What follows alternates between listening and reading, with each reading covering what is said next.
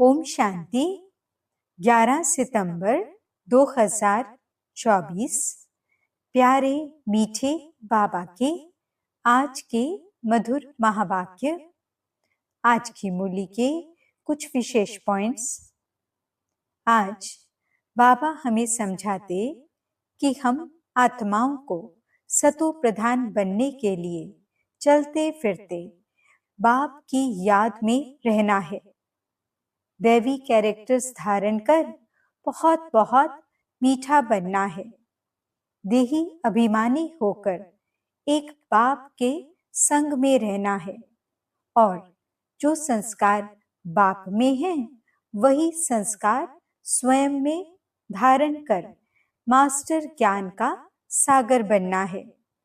तो चलिए सुनते हैं आज की बाबा की मीठी प्यारी मुरली।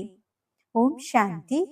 बाबा कहते, मीठे बच्चे, तुम बाप के पास आए हो अपने कैरेक्टर्स सुधारने।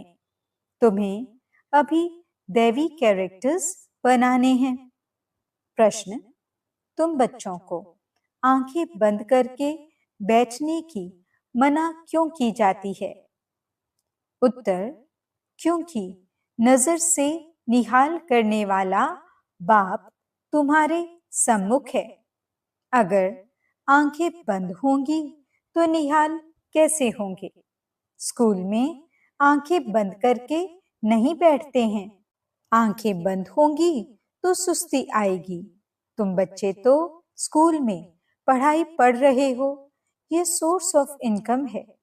लाखों पद्मों की कमाई हो रही है। कमाई में सुस्ती उदासी नहीं आ सकती। ओम शांति। मीठे मीठे रूहानी बच्चों प्रति बाप समझाते हैं।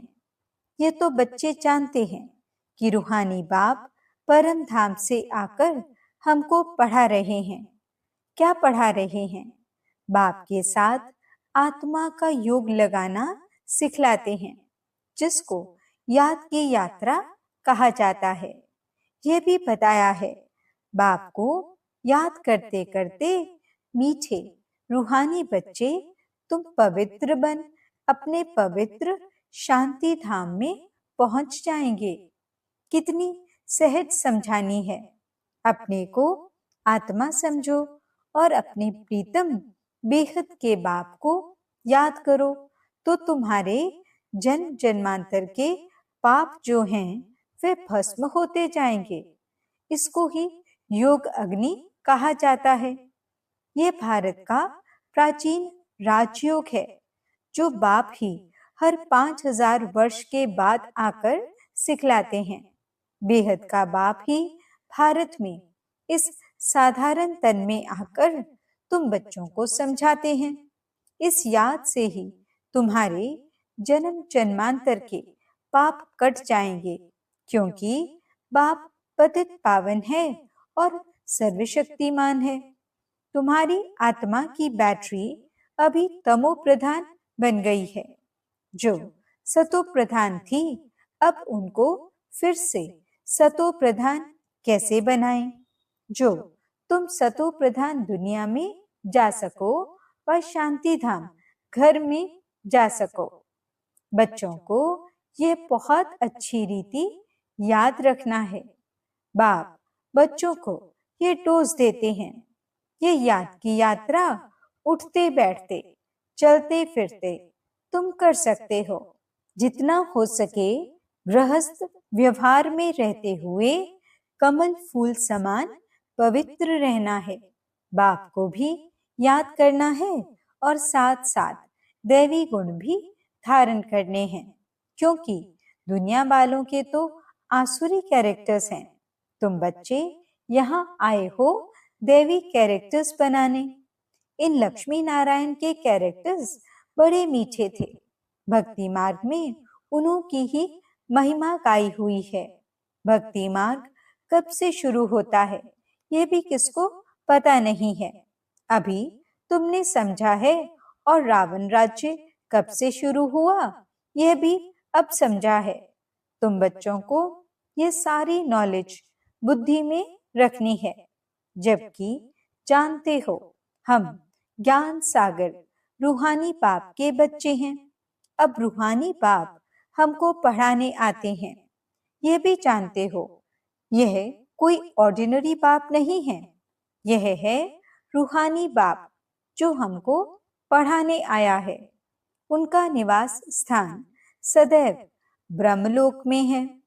लौकिक बाप तो सबके यहाँ हैं।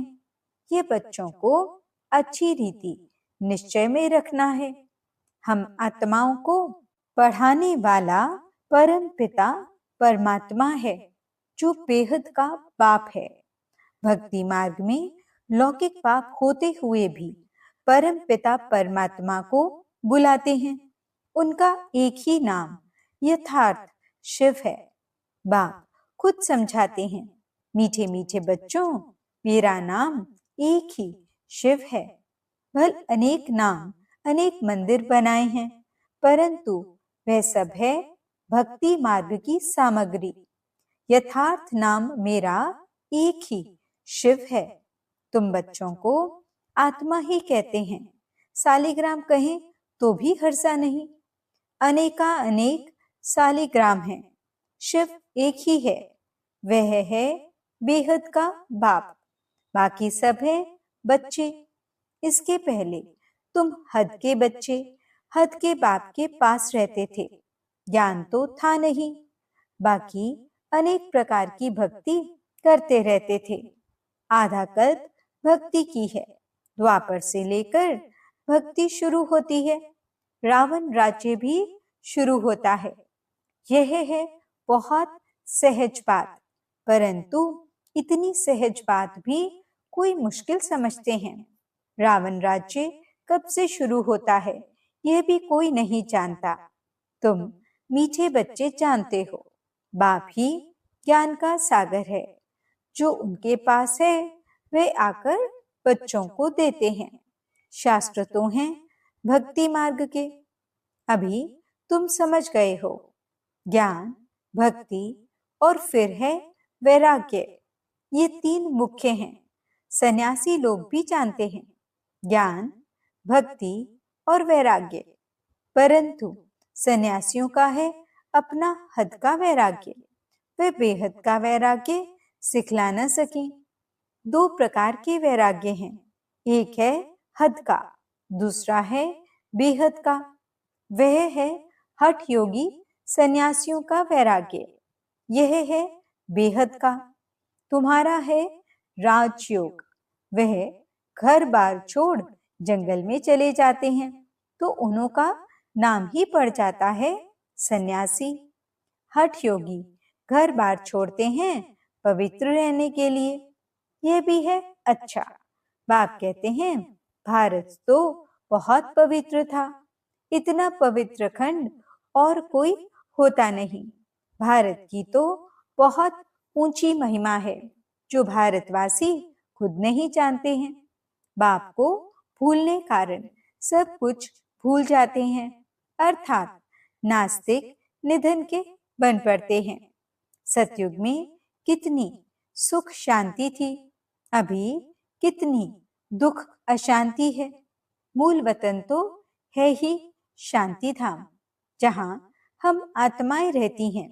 आत्माएं अपने घर से यहाँ आती हैं बेहद का पाठ बजाने। अभी यह है पुरुषोत्तम संगम युग, जबकि बेहद का बाप आते हैं नई दुनिया में ले चलने के लिए। बाप आकर उत्तम से उत्तम बनाते हैं। ऊंच से ऊंच भगवान कहा जाता है, परंतु वह कौन है, किसको कहा जाता है, ये कुछ भी समझते नहीं हैं। एक बड़ा लिंग रख दिया है, समझते हैं ये निराकार परमात्मा है। हम आत्माओं का वह बाप है, ये भी नहीं समझते, सिर्फ पूजा करते हैं। हमेशा शिव बाबा कहते हैं, रुद्र बाबा व बबुलनाथ बाबा नहीं कहेंगे। तुम लिखते भी हो शिव बाबा याद है, वर्षा याद है। ये स्लोगन्स घर घर में लगाने चाहिए। शिव बाबा को याद करो तो पाप भस्म होंगे, क्योंकि पतित पावन एक ही पाप है। इस पतित दुनिया में तो एक भी पावन हो नहीं सकता। पावन दुनिया में फिर एक भी पतित नहीं हो सकता। शास्त्रों में तो सब जगह पतित लिख दिए हैं। त्रेता में भी कहते रावण था, सीता चुराई गई। श्री कृष्ण के साथ कंस, जरासंधि, हिरण्यकश्यप आदि दिखाए हैं। श्री कृष्ण पर कलंक लगा दिए हैं। अब सतयुग में यह सब हो नहीं सकते। कितने झूठे कलंक लगाए हैं। बाप पर भी कलंक लगाए हैं तो देवताओं पर भी कलंक लगाए हैं। सबकी ग्लानि करते रहते हैं। तो अब बाप कहते हैं ये याद की यात्रा है, आत्मा को पवित्र बनाने की। पावन बन फिर पावन दुनिया में जाना है। बाप 84 का चक्र भी समझाते हैं। अभी तुम्हारा ये अंतिम जन्म है, फिर घर जाना है। घर में शरीर तो नहीं जाएगा, सब आत्माएं जानी हैं। इसलिए मीठे मीठे रूहानी बच्चों, अपने को आत्मा समझकर बैठो, देह नहीं समझो। और सत्संगों में तो तुम देह अभिमानी हो बैठते हो। यहाँ बाप कहते हैं देही अभिमानी होकर बैठो। जैसे मेरे में ये संस्कार है, मैं ज्ञान का सागर हूं। तुम बच्चों को भी ऐसा बनना है। बेहद के बाप और हद के बाप का कॉन्ट्रास्ट भी बतलाते हैं। बेहद का बाप बैठ तुमको सारा ज्ञान समझाते हैं। आगे नहीं जानते थे, अभी सृष्टि का चक्र कैसे फिरता है, उनका आदि मध्य अंत और चक्र की आयु कितनी है, सब बतलाते हैं। भक्ति मार्ग में तो कल्प की आयु लाखों वर्ष सुनाकर घोर अंधियारे में डाल दिया है। नीचे ही उतरते आए हैं। कहते भी हैं ना, जितना हम भक्ति करेंगे उतना बाप को नीचे खींचेंगे। बाप आकर हमको पावन बनाएंगे। बाप को खींचते हैं क्योंकि पतित हैं, बड़े दुखी बन जाते हैं। फिर कहते हैं हम बाप को बुलाते हैं। बाप भी देखते हैं बिल्कुल दुखी तमो प्रधान बन गए हैं। 5000 वर्ष पूरे हुए हैं, तब फिर आते हैं। ये पढ़ाई कोई इस पुरानी दुनिया के लिए नहीं है। तुम्हारी आत्मा धारण कर साथ ले जाएगी। जैसे मैं ज्ञान का सागर हूं, तुम भी ज्ञान की नदियां हो। ये नॉलेज कोई इस दुनिया के लिए नहीं है। ये तो छी दुनिया, छी शरीर है। इनको तो छोड़ना है। शरीर तो यहाँ पवित्र हो नहीं सकता। मैं आत्माओं का बाप हूँ, आत्माओं को ही पवित्र बनाने आया हूँ।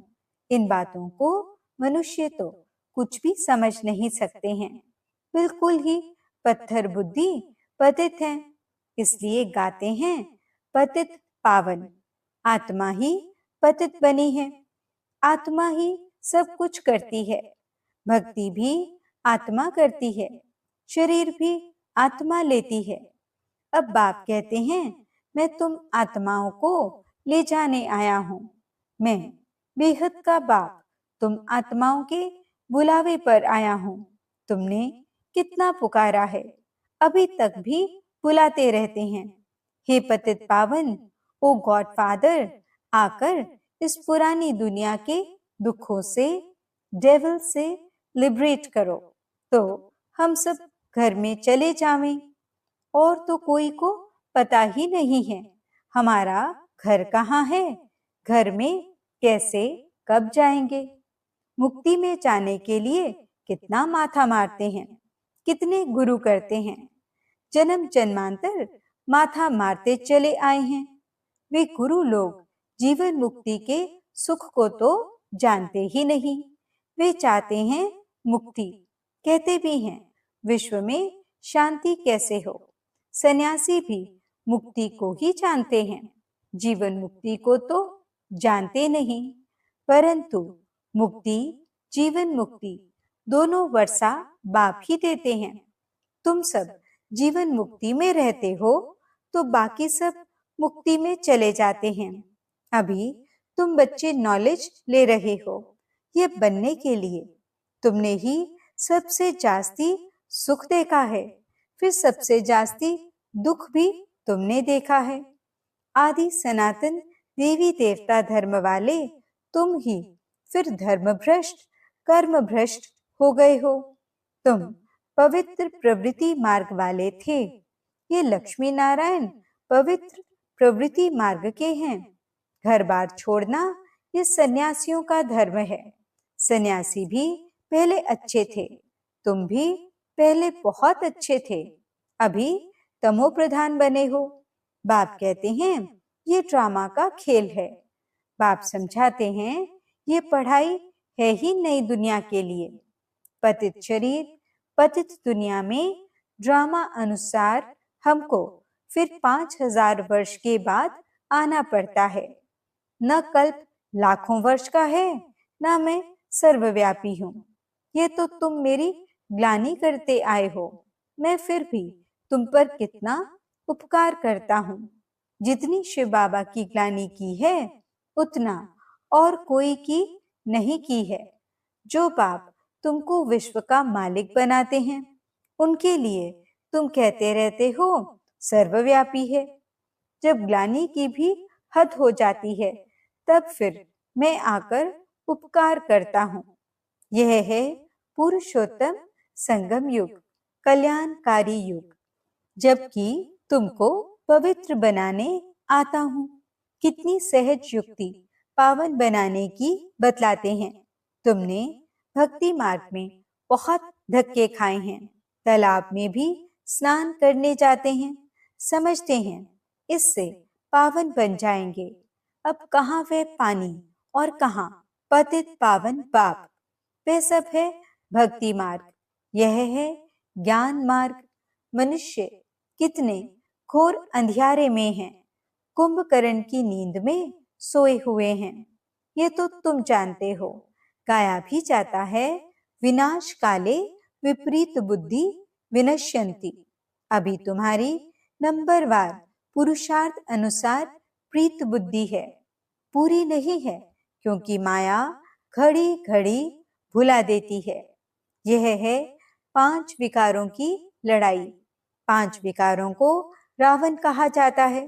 रावण पर गधे का शीश दिखाते हैं। बाबा ने यह भी समझाया है, स्कूल में कब आंखें बंद करके नहीं बैठना होता है। वह तो भक्ति मार्ग में भगवान को याद करने की शिक्षा देते हैं कि आंखें बंद करके बैठो। यहाँ तो बाप कहते हैं ये स्कूल है। सुना भी है नजर से निहाल, कहते हैं ये जादूगर है। अरे वह तो कायन भी है। देवताएं भी नजर से निहाल होते हैं। नजर से मनुष्य को देवता बनाने वाला जादूगर हुआ ना। बाप बैटरी चार्ज करे और बच्चे आंखें बंद कर बैठे तो क्या कहेंगे। स्कूल में आंखें बंद कर नहीं बैठते, नहीं तो सुस्ती आती है। पढ़ाई तो है सोर्स ऑफ इनकम, लाखों पद्मों की कमाई है। कमाई में कभी उबासी नहीं लेंगे। यहाँ आत्माओं को सुधारना है। यह एम ऑब्जेक्ट खड़ी है। उन्हों की राजधानी देखनी हो तो जाओ देलवाड़ा में, वह है जड़, यह है चैतन्य देलवाड़ा मंदिर। देवताएं भी हैं, स्वर्ग भी है। सर्व का सदगति दाता आबू में ही आते हैं, इसलिए बड़े ते बड़ा तीर्थ आबू ठहरा। जो भी धर्म स्थापक अथवा गुरु लोग हैं, सबकी सदगति बाप यहाँ आकर करते हैं। ये सबसे बड़ा तीर्थ है, परंतु गुप्त है, इनको कोई जानते नहीं है। अच्छा, मीठे मीठे सिकिलते बच्चों प्रति माता पिता बाप दादा का याद प्यार और गुड मॉर्निंग। रूहानी बाप की रूहानी बच्चों को नमस्ते। हम रूहानी बच्चों की रूहानी बाप दादा को दिल व जान सिक व प्रेम से नमस्ते नमस्ते नमस्ते जी। गुड मॉर्निंग बाबा। शुक्रिया बाबा। धारणा के लिए मुख्य सार। पहला पॉइंट, जो संस्कार बाप में है वही संस्कार धारण करने हैं। बाप समान ज्ञान का सागर बनना है। देही अभिमानी होकर रहने का अभ्यास करना है। दूसरा पॉइंट, आत्मा रूपी बैटरी को सतो प्रधान बनाने के लिए चलते फिरते याद की यात्रा में रहना है। दैवी कैरेक्टर्स धारण करने हैं। बहुत बहुत मीठा बनना है। वरदान, त्रिकालदर्शी बन दिव्य बुद्धि के वरदान को कार्य में लगाने वाले सफलता संपन्न भव। बाप दादा ने हर बच्चे को दिव्य बुद्धि का वरदान दिया है। दिव्य बुद्धि द्वारा ही बाप को अपने आप को और तीनों कालों को स्पष्ट जान सकते हो, सर्व शक्तियों को धारण कर सकते हो। दिव्य बुद्धि वाली आत्मा कोई भी संकल्प को कर्म व वाणी में लाने के पहले हर बोल व कर्म के तीनों काल जानकर प्रैक्टिकल में आती है। उनके आगे पास्ट और फ्यूचर भी इतना स्पष्ट होता है जितना प्रेजेंट स्पष्ट है। ऐसे दिव्य बुद्धि वाले त्रिकालदर्शी होने के कारण सदा सफलता संपन्न बन जाते हैं। स्लोगन, संपूर्ण पवित्रता को धारण करने वाले ही परमानंद का अनुभव कर सकते हैं। ओम शांति।